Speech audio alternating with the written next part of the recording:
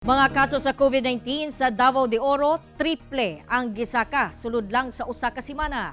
Ani report.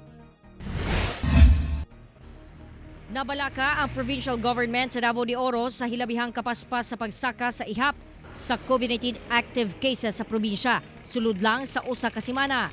Base sa daily case bulletin sa DOH-11, 159 ang new COVID-19 cases niadtong January 17 sa probinsya. Apan pag-abot sa January 24, miabot na kini sa 479 ka mga bag-ong kaso. Kapin 300% ang gisaka. We hope na dili na ni magpadayon ang paspas na pagsaka because posible mapuno po dato ang hospital, so which is very critical in our healthcare. Limited lang po baya atong makater ng mga pasyente, no.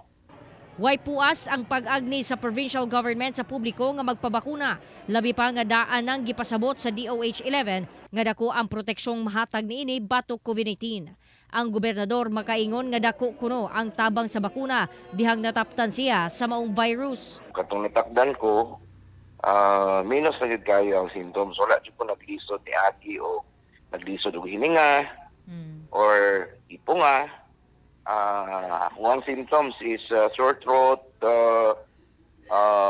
ubo o sipon, no? Wala lang yun, no? Wala na ilain.